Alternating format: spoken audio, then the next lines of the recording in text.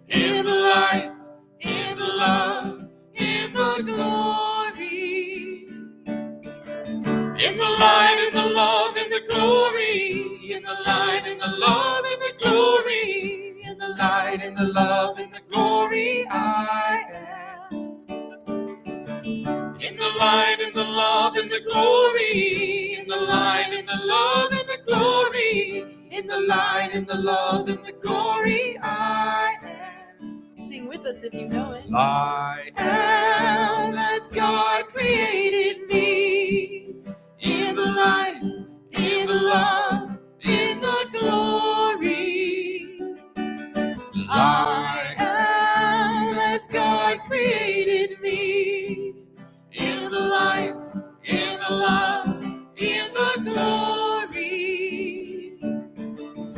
In the light, in the love, in the glory. In the light, in the love, in the glory. In the light, in the love, in the glory, I am. In the light, in the love, in the glory. In the light, in the love, in the glory. In the light, in the love, in the glory, I am. I am as God created me. In the light, in the love, in the glory. I am as God created me. In the light, in the love, in the glory. In the light, in the love, in the glory. In the light, in the love, in the glory. In the light, in the love, in the glory, I am. In the light, in the love, in the glory. In the light, in the love, in the glory. In the light, in the love, in the glory, I am.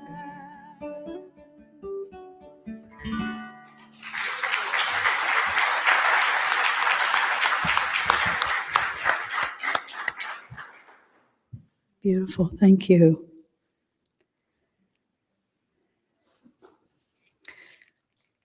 I'm Judy Carmi, and I'd like to welcome you to the Center of Spiritual Living, where we inspire and empower people to live spiritually fulfilling lives. The practitioners in service today, Christy and myself, will be available after the service. One of us will be in the foyer and one will be here. And please don't hesitate if you'd like us to pray with you. We are here for you.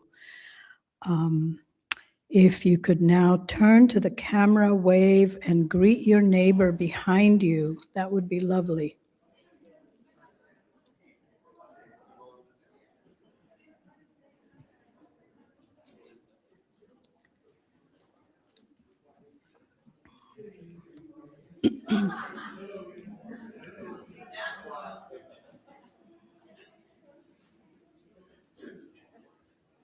Okay. I would like to thank all the other members that are in service here today and all week long, the greeters, the sound team, the ushers, the kitchen cookies, Judy, who is always here playing the piano for us.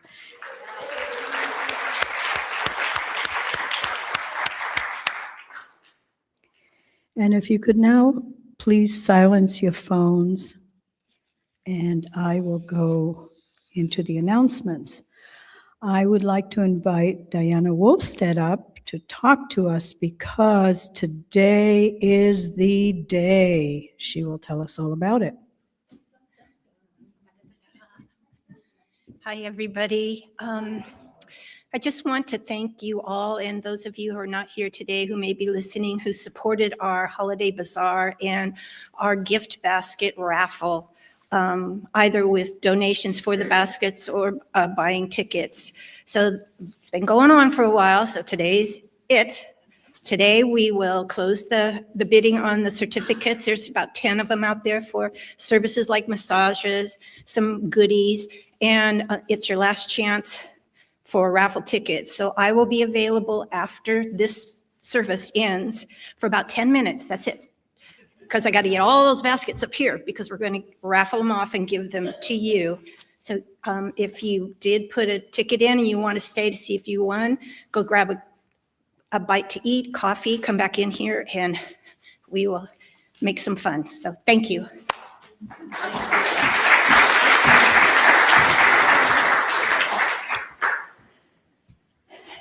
And if you would all come up now, I'd like to invite you up and select an animal that speaks to you and hold it and love it and cuddle it during the service so that when we hand these cutesies out, they will be just so filled with your love.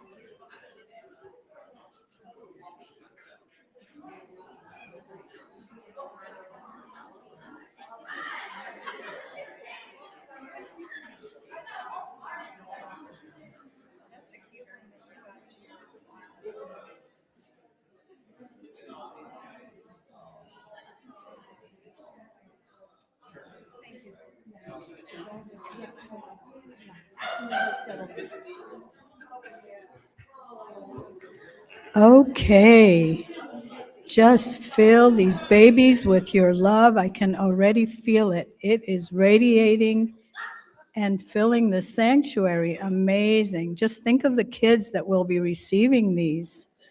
How lucky.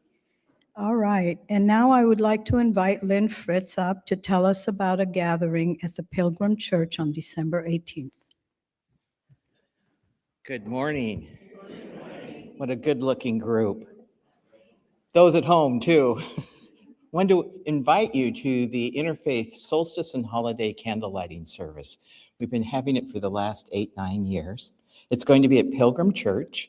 And what's unique about it is we are honoring and talking about and sharing about Bodhi Day from Buddhism, Hanukkah from the Judaic tradition. We also have Christmas and solstice, and Joey Carroll's going to play Native American flute. We're going to sing a Christmas carol, a solstice carol.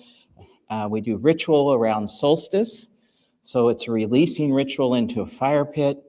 And then, of course, just being together in interfaith is really nice. So if you're available to come at 6:30 p.m., it's open to all. We welcome all. So we'd love to see you there. Have a great holiday and happy Hanukkah, first day of Hanukkah today.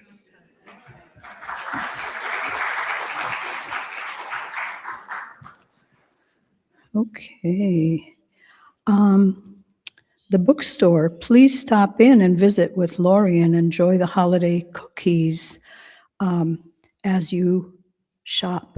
So you can not only shop, but you can receive a treat at the same time. Advent meditation offered by Rob Ward is daily until every day until December 24th. So at 7:30 a.m. to 8 a.m. It's a peaceful way to start your day in a meditative way, and he is on Zoom. Friday night, December 19th, Healing Sound Bath with Phoebe Fazio is from 6:30 to 8. Winter Solstice, Sunday, December 21st, from 5:30 to 6:30, hosted by Reverend Sue MillerBorn, and additional information is in your program. Christmas Eve candlelighting service, Wednesday, December 24th at 7 p.m. to 8:15. Again, more information will be in your program. There's a World Healing Prayer on Wednesday, December 31st, New Year's Eve, but morning of New Year's Day at 3:45 a.m. is the gathering time. 4 a.m. is the prayer. And I've been to these before. You can come in your pajamas, and it's just a wonderful way to really welcome in the new year. Save the evening. Oh, that's the one. How can we help? The food drive for the Salvation Army's pantry has been going very well.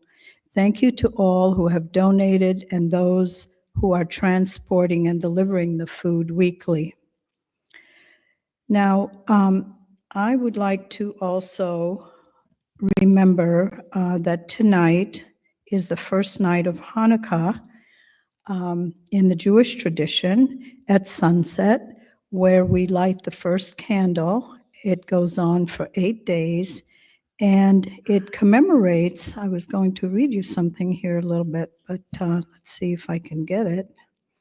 It commemorates the Maccabees freeing the temple, where they found of course, when you want something to work, it doesn't, where they found a single light burning in a little oil lamp for 8 days. So Hanukkah's significance lies in commemorating, like I said, the Maccabees' revolt, victory, and miracle of the temple oil, celebrating dedication, religious freedom, and light overcoming darkness, symbolizing Jewish resilience through an 8-day festival of lights, menorah lighting, traditional foods, and family unity.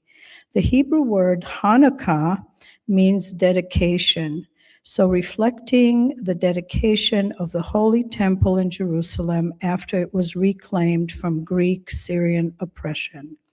And so we do have a little menorah over there to symbolize that tonight is the first night. And the food, my favorite food that we eat, which is of course cooked in oil, are the potato pancakes called the latkes. Anyway, potato pancakes and jelly donuts are traditional. Yum.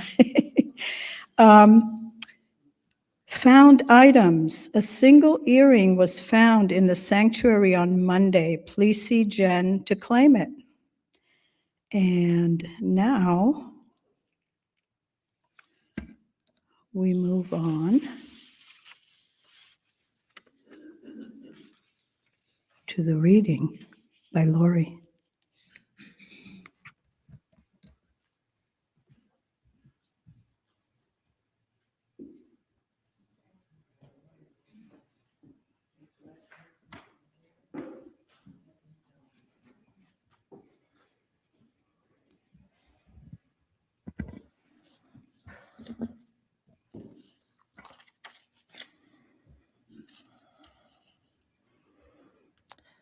So the first reading chosen by Reverend Sue is Wisdom Teaching of Taoism.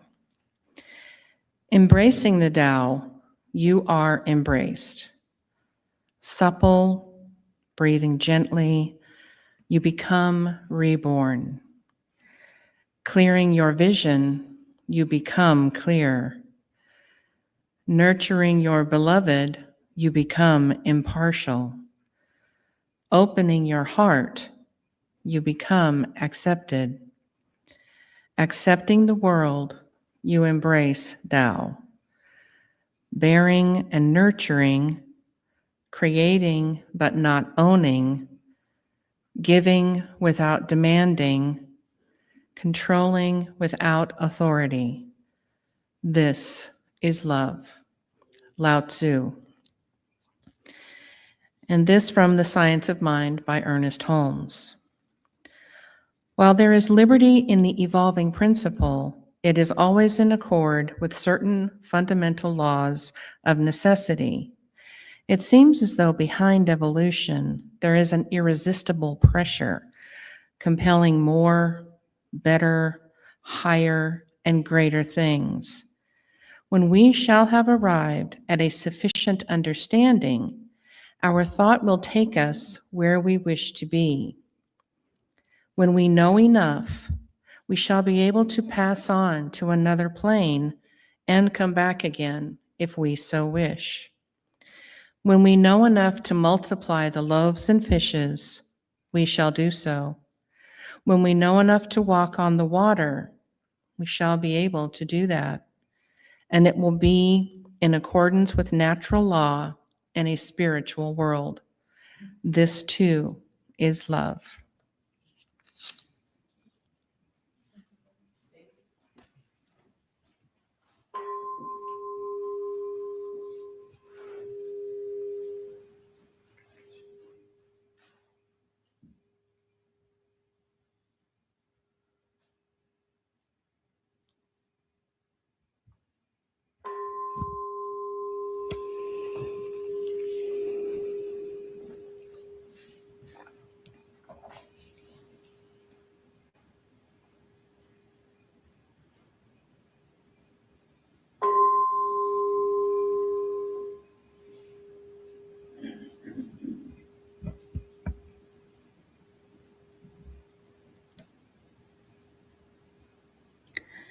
Please join me just now in turning inward,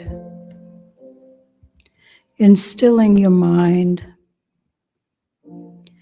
and relaxing your body, becoming fully present in this space at this time. This time is all that there is right now, right here and right now. Taking a deep breath in and exhaling,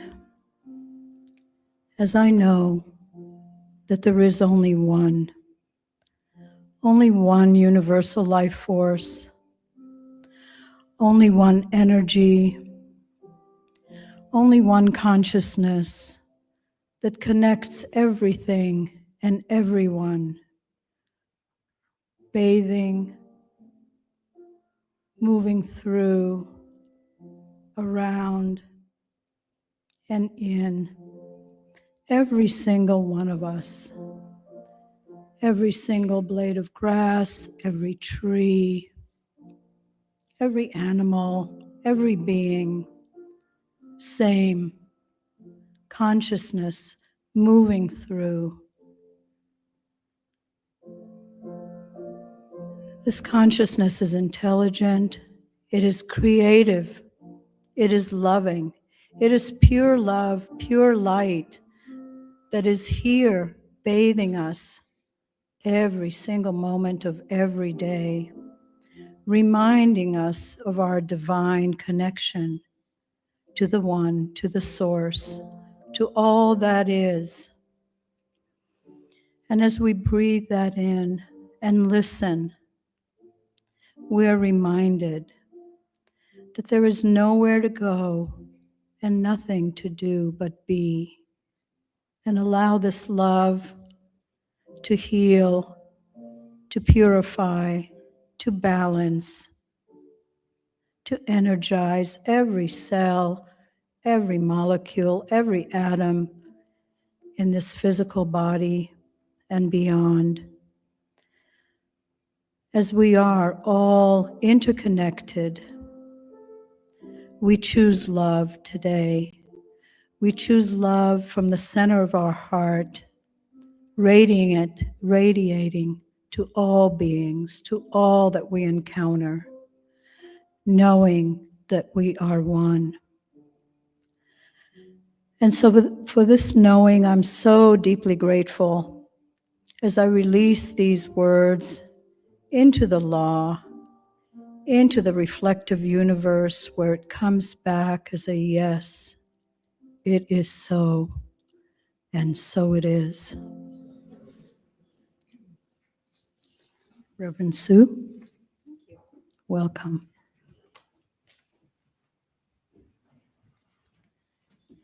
Good morning. Yeah, I feel like I'm shopping. Can you hold mine?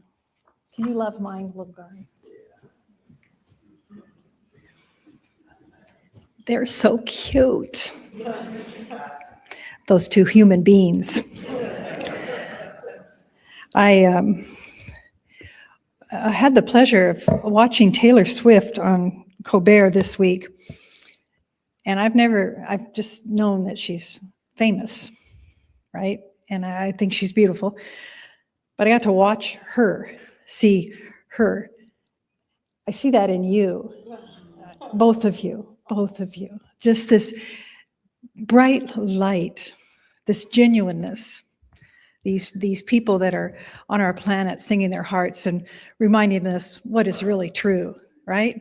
So thank you for coming down from the mountain and being here with us. Plus, you kind of remind me of my son. So I kind of looked at you this morning and I went, oh, he's coming next week. No.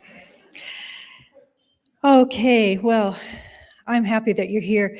And I know that you're here for me, not the baskets, right?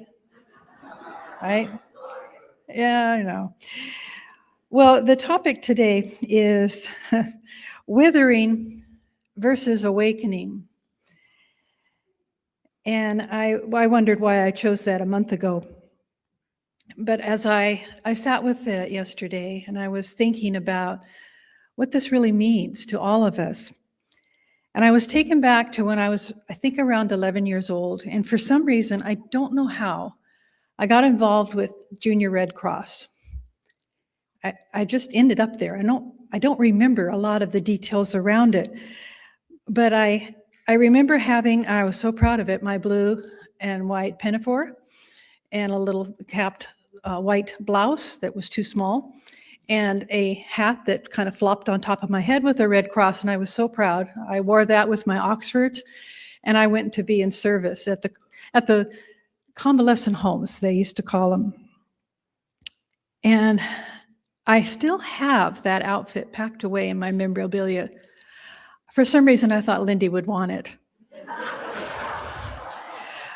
But when I was at this nursing home, I was called to help.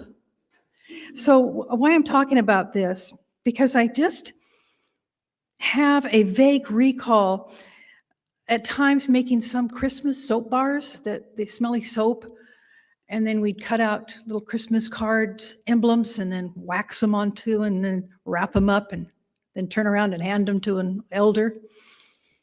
I don't know how I did that or why I was doing that or who was telling me how to do it, but there I was. See, I keep having just these flashes. But here's the thing. What I also remember, and this horrifies me now, years later of becoming a nurse, I was told to feed people. You might think so until you're doing it. Because what I didn't know at that time, I didn't know anything about aspirating, choking. I didn't know. I was kind of grossed out by the whole thing. So there I was taken into these rooms in this particular facility were dark and dingy. And you could just barely a light on that you could see the person's mouth actually. And I would sit there kind of squeamish and spoon feed this pureed stuff into their mouths. And it would dribble back out and I would close my eyes and wipe their face and continue on. And I don't really, to this day, know if I ever completed a meal for them, right? I keep thinking, did I just do it and get it done because I was in service? And I did care about these people. I thought it was really sad to look at these people because you know what they were to me? Withering humans. They were withering. And I was young. And I thought, this is what old is? So I look at that. Still to this day, the smell inside certain nursing homes will take me back to those moments. Certain images of some of the patients when I walk into those homes and visit now breaks my heart when I think, how long has that person been sitting, slumped over in their wheelchair in front of that aquarium? I want to go get some help for them. It's a lot of judgment on my part, but I think it comes from those times when I was just such a small child looking at this and not understanding withering people. But I showed up, and I showed up again because there was something in me propelling me to be in service. And I started to realize that what I was fearing in some of those homes, because they had a lockdown unit, they said, just don't ever go through those doors. Don't ever go through those doors. And all I could hear behind those doors was wailing, crying, shouting, screaming. It horrified me as an 11-year-old. And I was by myself. I wasn't like with a group. I was dropped off by my mom. So fast forward, I realized they weren't withering. They were just being. They were surviving, and it was a sad way to be.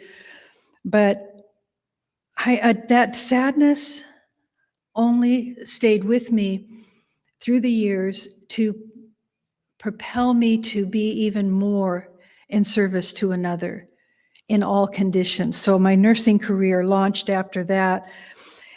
And I started to realize those imprints of getting old stayed with me for a long time, but they're no longer what's operating through me. Because I understand that withering can be a decline. Yeah, withering can be a decline in our physical activity and mobility and emotional health. I understand that because I'm in that age group now. But I choose to see it through different eyes, not because I'm in this age group, not because these young beings are right by me. We're all one. We're all one on this journey. I think about the two of them years from now. They might remember this message and think, I remember when she talked that we might feel this way. So we celebrate the youth, the vitality, the beauty, the energy, and we know that we still have that too at all ages. So I realized that some of my vitality was kind of slipping away when I lost my hop at a hopscotch little drawing on the ground. And then I felt very indignant when I was warned in those 10 years period. I've been teaching yoga my whole life, and they were warning me about losing my balance. And I thought, I won't lose my balance. I can do the tree pose for a really long time. And I was sort of arrogant. Well, now I use a chair. I can still do the tree pose, but I use a chair. I can still do all these things. I just find ways and means to support me in doing. You see, we never have to give up. We're not withering out of being worthy. So why I'm saying all this, because there's an idea that we might hold deep inside of ourselves about feeling our self-worth. And withering is something that can affect our emotional being, our social presence, as we start to appear lost or wandering around feeling that we're becoming insignificant. And while there might be some shame, some humiliation buried somewhere inside of us in life that we've never really dealt with, that we've tried to mask along the way, that might be there. But we're always evolving. We're always evolving. And we have to realize as we go through life, pay attention to the things you haven't addressed yet. You are not withering. You are evolving. You are awakening. And the idea to go back into your life experience and see, where have I not forgiven? If you are young right now and still full of so much vitality and spunk, you have to really look deeply into your heart and not allow these shadows to remain unattended to. Because things can hide out and we decline and we shrink and we might feel sad. Things felt unattended to as we get older. But you know what that is? When we realize that, we never give ourselves a chance to be free, to be really free. And I know as I was looking into this message, it does not have to be that way. I know that sounds really like I'm the Grinch up here talking about something about withering, but it's a purpose. There's a purpose behind what I'm sharing. Because I like this idea of awakening. What is that? It's coming to life, being more active, and witnessing the moments we each have of profound realizations and understandings. We are waking up because we have this sense of waking up from a deep fog, from a sense of being really sleepy through life. But not anymore, not this group of people, not this clan. No, you show up all the time to say, how else can I show up and wake up and be in service? Aligning with this pure divine stream of consciousness is what I'm talking about.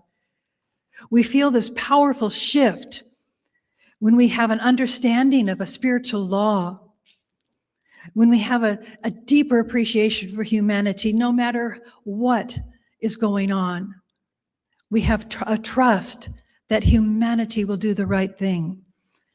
We are driven here by compassion, by love. This is awakening. This loving kindness we understand is our only option.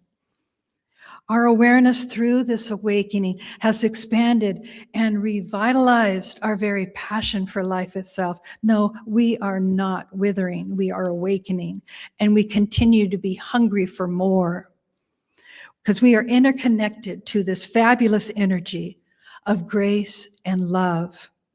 Throughout the Science of Mind textbook, this is what Earnest Holmes reminds us of. The body of the universe cannot help changing. The eternal activity of spirit within itself, the spirit passing into form. Creation is eternally going on. Spirit is forever taking form and forever releasing and deserting the form which it has taken. It just is. It's not withering. It's growing. It's becoming. And finally, evolution is an eternal unfoldment. Life reveals itself to whoever is receptive to it. So I ask you, are you receptive to that? Right? Let it be so. Let it be your backbone. When Lori read the reading this morning, when she was talking about when we have arrived at a sufficient understanding, our thought will take us where we wish to be. I was talking to somebody this week, and she reminded me of something I heard years ago. She was correcting herself on a thought she didn't want to go down that rabbit trail. And she goes, oh, I've got 17 seconds to clean that up. Have you heard that before? 17 seconds. You say a thought, you think a thought, you don't want it, you got 17 seconds. And I thought, wow. And I thought, who said so? Who came to that? But I like it. I think, 17-second rule. We have this chance to get out of things. So, but here, when we know enough, we'll be able to pass on to another plane and come back again if we wish to. When we know enough to multiply the loaves, and it goes on, what she read. This is all in accordance with the natural spiritual law in the world today, in the spiritual world especially. So we are not withering. I like to know that we are witnessing. Scott Aubrey, Reverend Scott Aubrey, he writes spiritual passages each week, and I find this wisdom incredibly a nice flip to take home with you. When something difficult happens, instead of asking, why did this happen to me? We shift. Why did this happen for me? You have 17 seconds. So again, why did this happen to me? We don't say that anymore. Why did this happen for me? And we allow ourselves to dive in deep for a greater awakening. The greatest evolution happens when we evolve our thinking. It begins there because we know we grow as we evolve and we pay attention to that great I am. There's an I am within each of us that we can call and name. Now that used to confuse me. I kept thinking when Moses gets the big tablet and he goes, I am.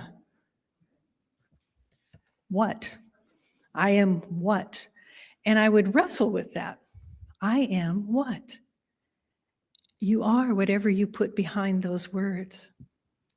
And if you want to leave it in the freedom of it all, I just am. I just am. I just am this divine self that has been silently witnessing my entire life. This is where I want to point us to. This wisdom self, this precious self, this Christ self. This is what we want to birth and know that it is always forever guiding us into right action and kindness. I've referred to it before, but it is also, for those of you who are of the age to remember Jiminy Cricket, it is your conscience. It is what guides you, forever watching over you for your choices. Because we have this conscious that is an inner feeling or voice that is guiding us all the time. What is right here? What is right here over wrong? We know that. We know that. So we allow our heart to listen to that.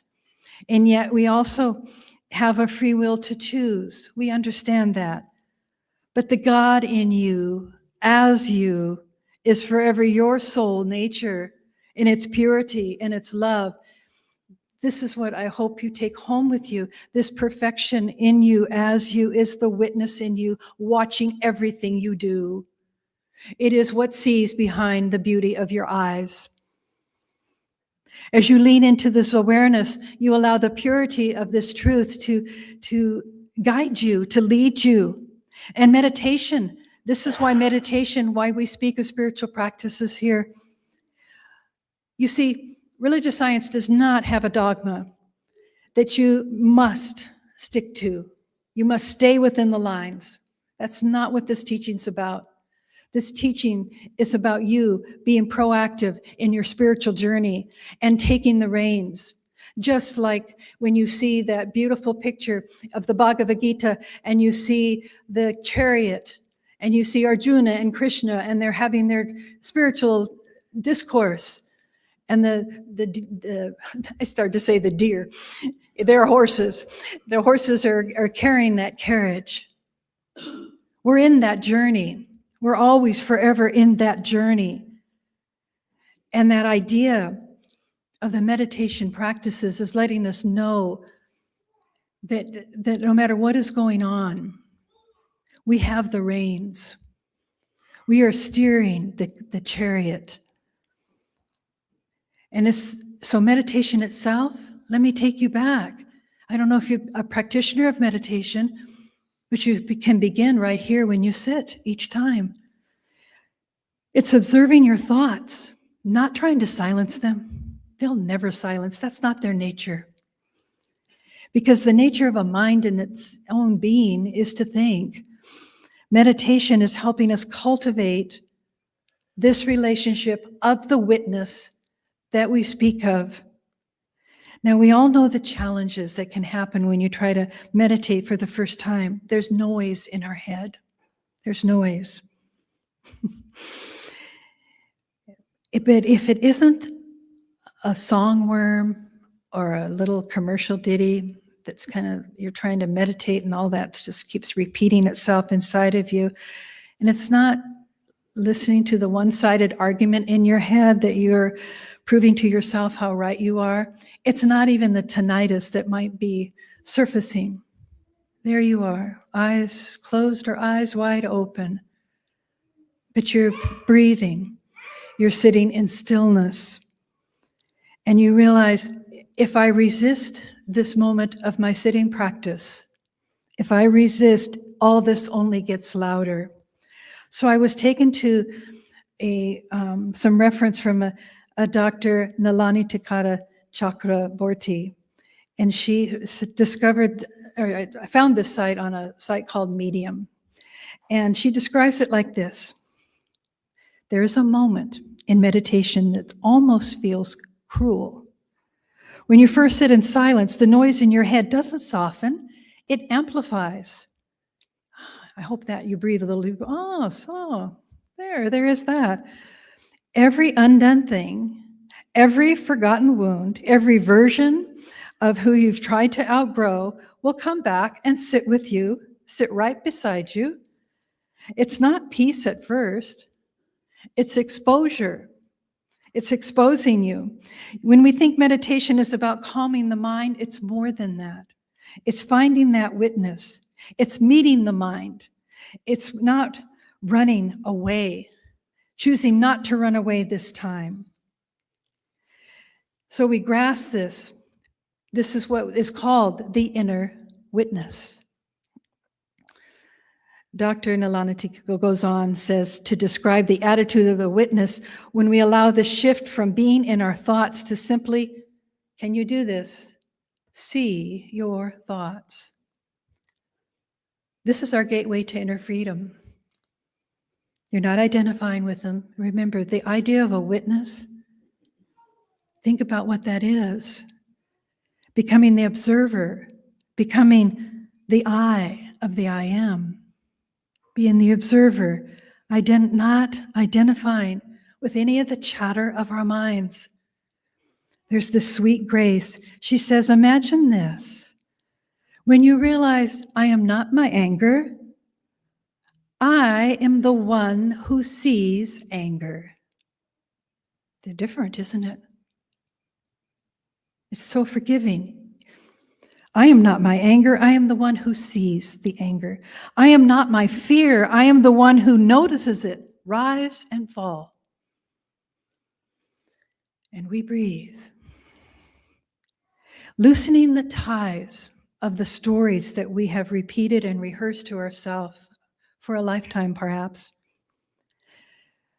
But here's something else, the science of seeing, something else from her blog, science of seeing without sinking, without withering. The neuroscientists call this meta-awareness, the brain's capacity to observe its own activity. Now it gets into this awesome science. The brain's activity is being witnessed. When you observe your emotions without reacting, your prefrontal cortex, that part responsible for self-regulation, begins to override the amygdala's emotional charge. That means your awareness, literally, your awareness rewires your response. Your awareness does this. You stop drowning in emotion because you learned to float above it. Not in denial, but in clarity. I love that. To me, these words are so healing for the times I bruised myself trying to, just stay put in meditation. The Upanishads, they say the same thing. You hear it this way. The self is the witness, untouched by mind's play. My first master yoga teacher was Swami Satchidananda, and he invited us to keep this chant always at reach. Not the body, not the mind, immortal self I am. I'm not the body, not the mind, immortal self I am. I'm not the body, not the mind, immortal self I am. It drowns out. So in 17 seconds, I'm not the body, not the mind, immortal self I am.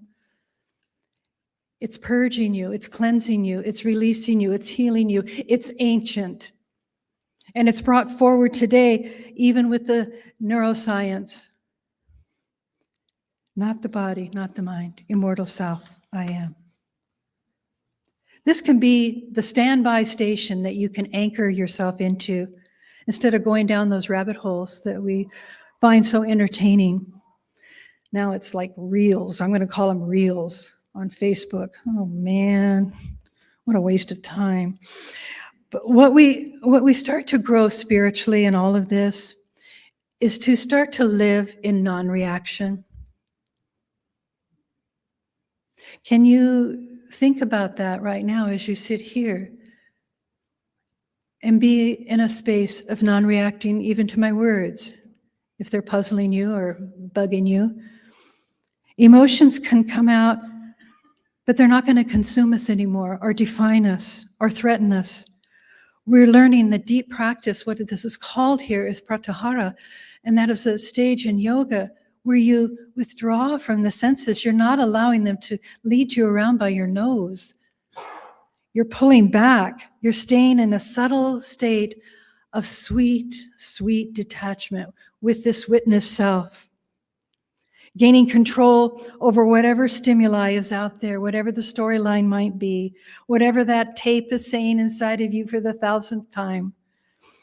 You create this space, this witness state, to choose not to be disturbed. This is the highest and the best relationship you can have with your eternal self and with your internal self. We aren't subject to the distractions of withering. We're staying in the flow. What this is so sweet, loving awareness. We're not triggered by our senses to what's going to be next. Now, Dr. Nilantika reminds us that when anger can move through us without burning everything down, sadness can visit without staying all night. Fear can knock without being invited in. To witness is to love yourself without any condition, even when your mind is being unkind. So we ultimately transform. We birth this Christ state, staying with our breath and our thoughts in a holy way. Her last wisdom here is the emotion that once consumed you starts to reveal this message. Fear wasn't my enemy. It was my protector. Anger wasn't my flaw. It was my boundary. Grief wasn't my weakness. It was my proof of love. Meditation won't erase the hurts that live in me, but meditation is teaching me how to hold it without letting it hollow me out. The observer within has always been calm, unbroken, and steady. We can trust in that. So when you learn to witness without withering, you begin to live from that untouched, beautiful, sacred space, the self watching it all and remaining whole. This is awakening. And I'm going to pivot back to the Bhagavad Gita. It's known as the path of light. And that's what we're talking about here, the path of light, awakening into the light, to the one light. And I have a sacred corner in my bedroom, and I like to sit there and think on things. And around me, surrounded me, are many decks of divination cards. Not because I don't know my own way, but because I can look to something that calls me, and I can pull a card, and it'll inform me of something I wasn't thinking about, that I needed to think about. And it takes me deeper. I'm not being dictated or led around by the nose, by the words on those cards. I'm taken deeper. I'm taken to an altered space. And usually there's a cat on my lap, and we're both going through this together. But I get into this undistracted space, and I'm asking for guidance, and I'm surrounded here with this idea, and knowing that I will be informed. I will be informed no matter what card comes to me, Whatever I'm choosing, I'm recognizing that I am being directed in that moment.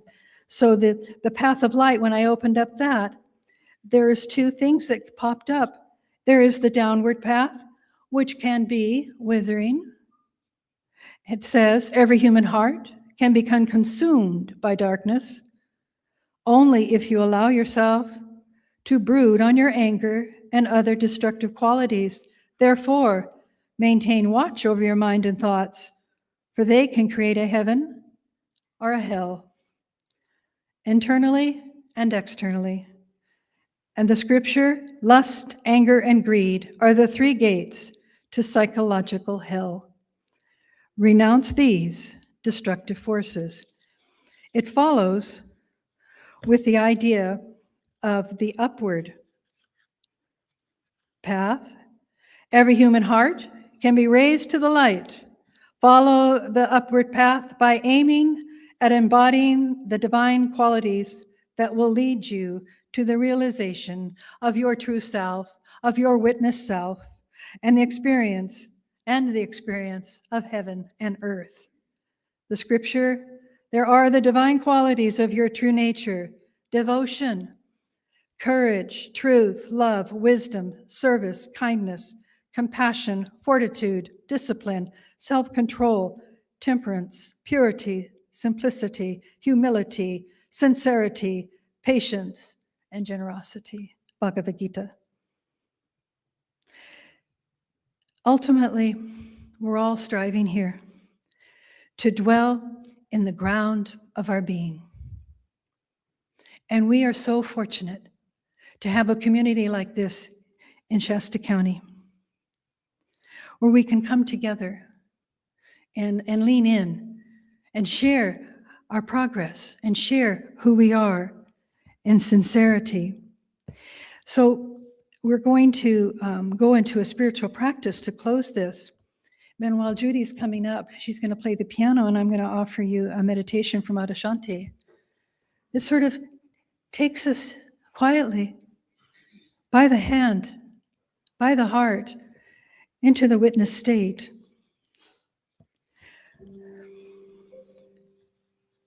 So I invite you just to go to your deep center, moving from nothing to everything and beyond, this divine ground.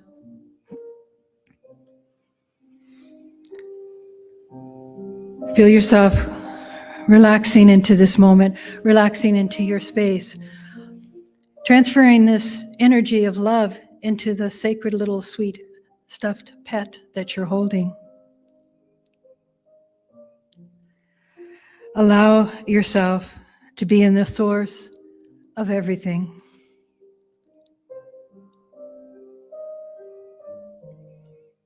Feeling this divine ground, this ground of being. We recognize that as we sit here together, we are not in denial of our humanity and what is going on. We're not denying the great diversity and the uniqueness of all things. We are awakening to an underlying unity that we have always existed in. This unity is flourishing in the diversity of all beings, of all things. We're drawn in deeper.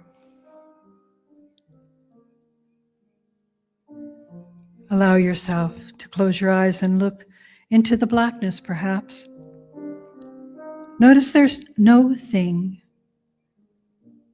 no one who is looking.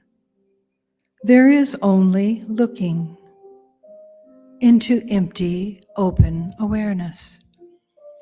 You're not afraid because you know you are sitting in your true nature. This is the divine journey. You're very quiet now. You're very still. I can feel it in this room. You're listening deeply. You're noticing an inner sense of a mystery, something unknown, unexplored, space. It arises through the sound of the piano in the silent depths within. You're abandoning all other knowledge in this moment because you want to receive, you want to be empty of effort and will. You want to feel the moment as you were before you were born, with pure heart in this unformed ground. You're not afraid. You're not afraid. You're going to the deepest part of your being. It is the eyes and the ears of eternity, the unknowable, the ungraspable, the ground of your being.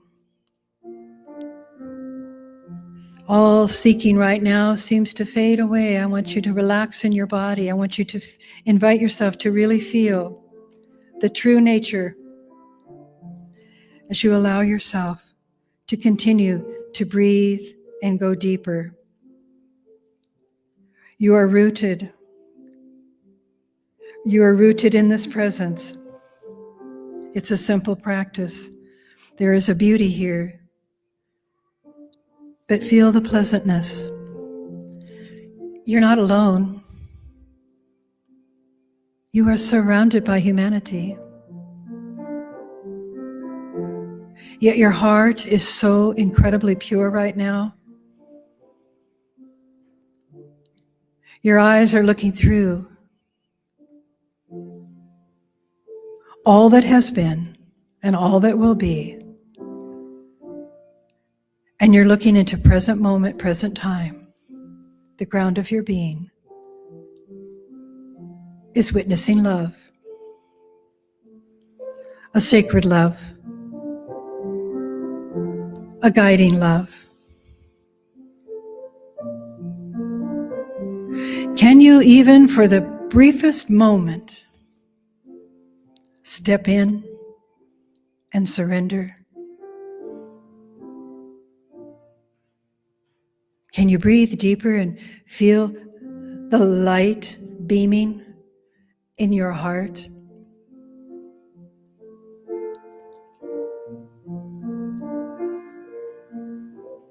No emotional pulls, nowhere to go, nothing to do, but everything to be. The one, in this holiness, in this state of being, in this Christ-like state of purity, reborn.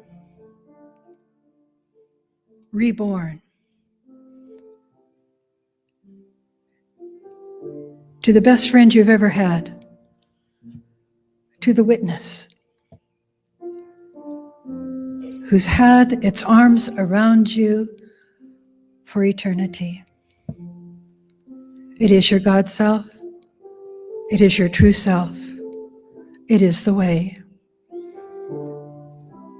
We breathe deeper. If you feel it for a second, you are awakened. This is the I am. I give such incredible thanks for the wisdom that comes our way in the random moments of time. And we leave here today born again into something so precious that we feel that we have experienced true awakening. We're not withering.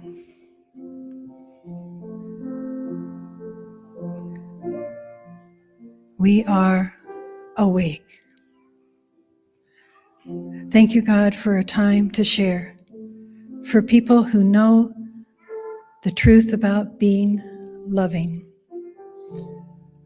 for our musicians today, for each person here in service.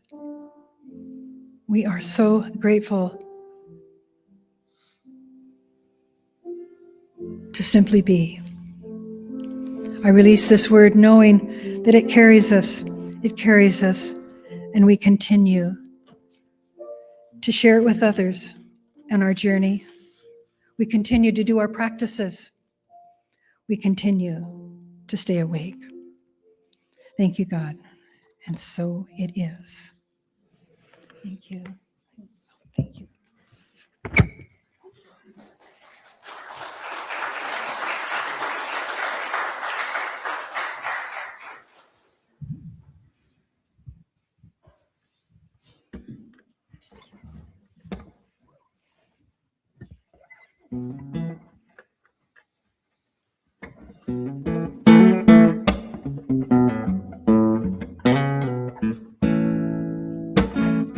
Rise and shine, a brand new day is here for you.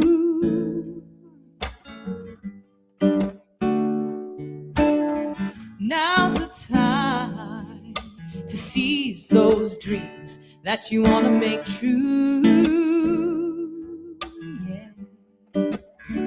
'Cause you've got the power to bloom like a flower. Yeah, you've got the power, and this is your hour to align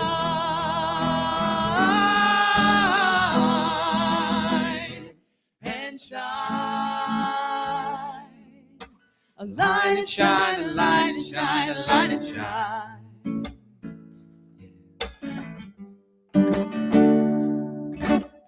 Rise and shine. Now is the time to awaken. Yeah.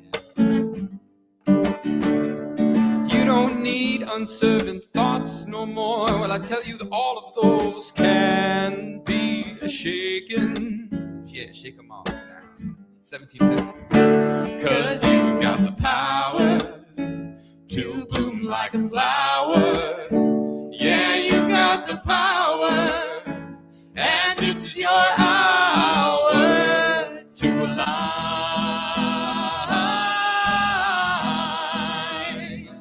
and shine. Align and shine, align and shine, align and shine.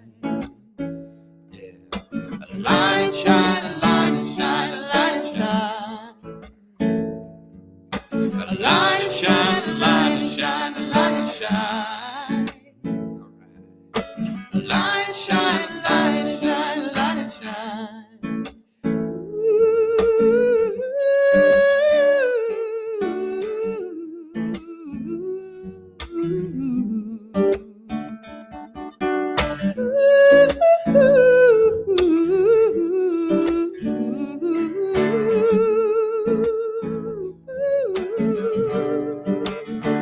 Cause you've got the power to bloom like a flower. Yeah, you've got the power, and this is your hour to align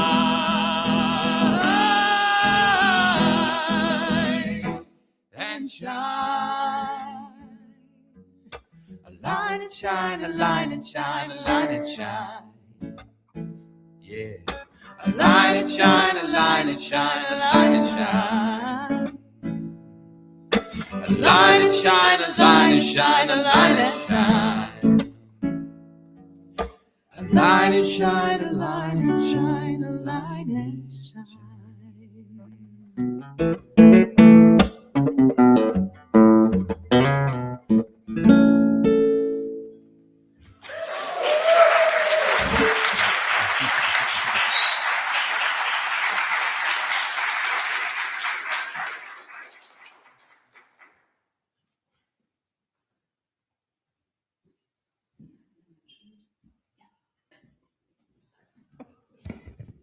Can the ushers come forward, please?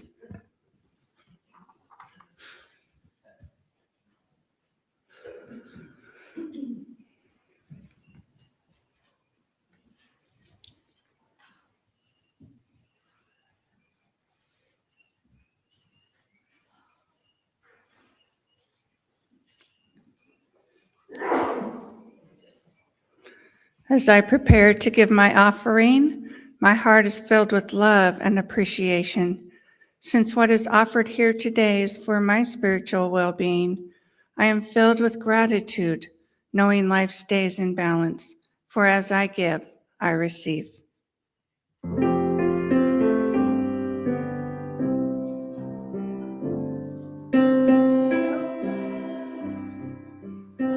So blessed.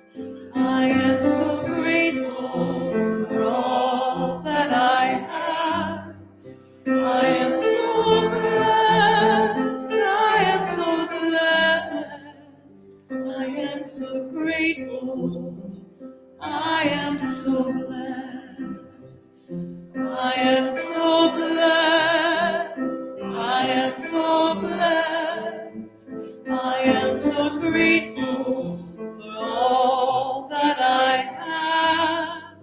I am so blessed. I am so blessed.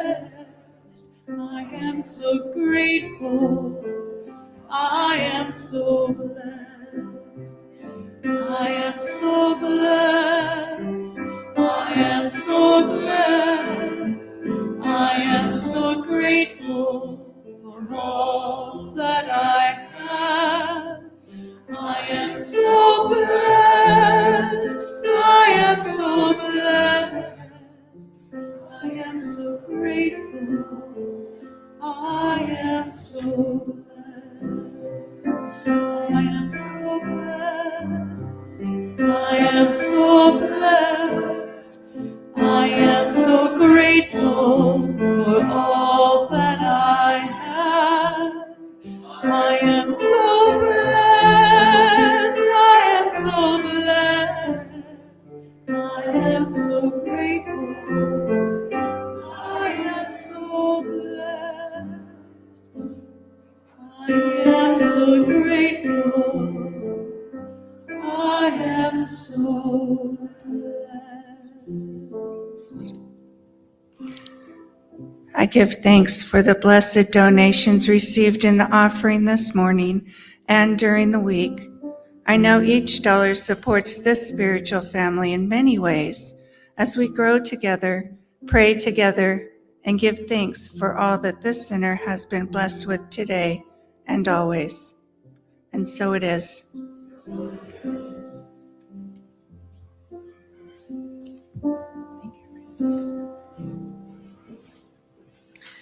So there's a lot going on. The bookstore with the cookie, don't want to miss that. Diana with a 10-minute countdown, don't want to miss that. The baskets will be brought up here, don't want to miss that. The prayer support, if you need that, is here for you through all of that.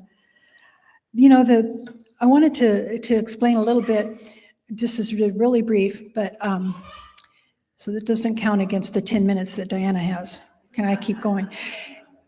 Reverend Lynn does the interfaith, and that solstice service is something that they have done that brings all the different faith paths together.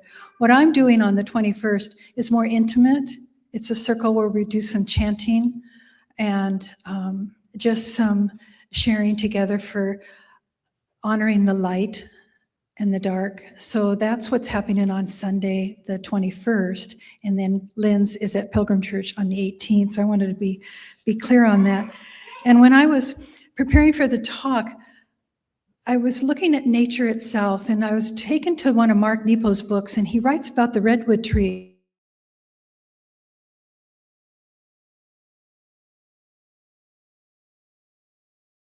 Redwood tree. He talks about even when the tree falls, it's still providing life. It's still sprouting. It still has the life streaming through it. We too are like the redwood tree. So I love them when I connect not just with humanity in our inner being, interconnectedness, but all of life with Gaia, with this truth. This is who we are. So we get to enjoy a couple more songs. They're going to do the peace song at the end, but now they're going to do something wonderful. Do they stay seated or stand? You stand. Okay. I am a light. And then you can bring your animal forward anytime you want. You can't have them.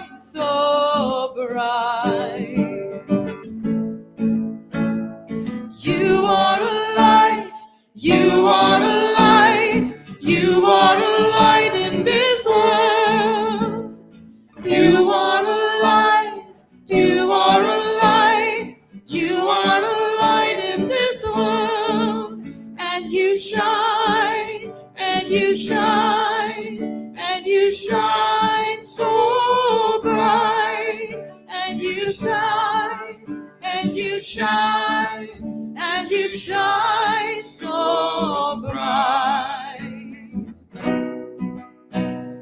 We are a light, we are a light, we are a light in this world.